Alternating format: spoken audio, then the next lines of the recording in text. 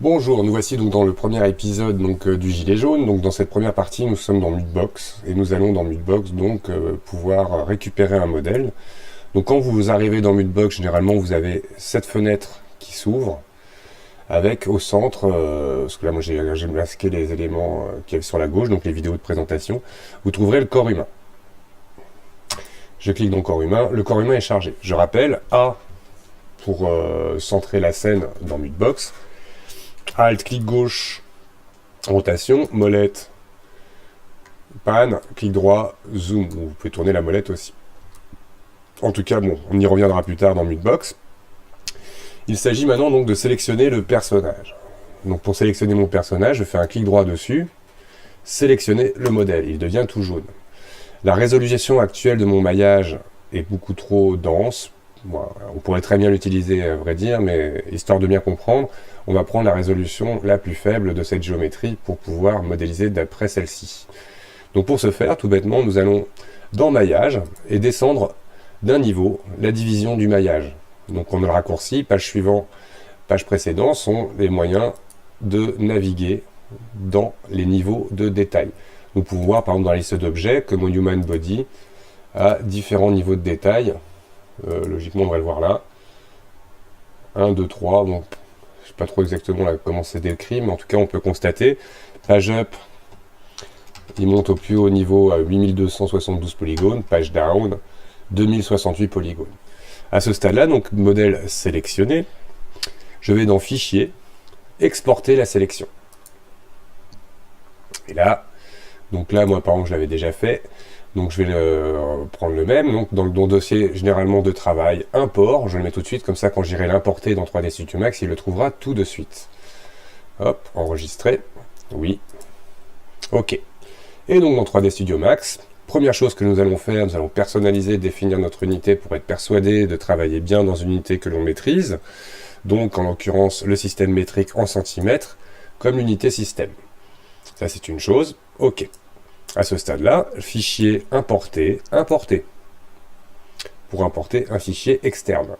Fusionner, si c'était un fichier max, je vais donc dans importer, et comme je vous l'ai dit juste avant, il va automatiquement dans mon dossier import de mon dossier de travail.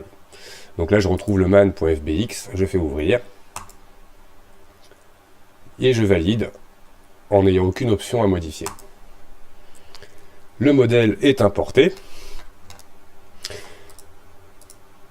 Donc ce modèle, on va pouvoir lui rajouter un petit modificateur qui va nous permettre de travailler, de se faciliter, je dirais, le travail pour créer notre gilet.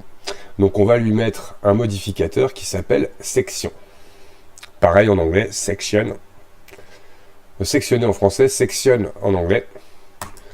Voilà, qui du coup m'apporte un maillage du coup on va dire non lissé, que je réglerai ensuite. Donc je vais pas choisir par exemple de supprimer le dessus, et on constate bien que mon section va tout bêtement couper ma géométrie là où se trouve le plan de section. Donc pour aller chercher mon plan de section, c'est le sous-objet plan de section, je vais passer en rotation, et par exemple F12 au clavier, je vais lui faire une rotation de 90 sur l'axe Z.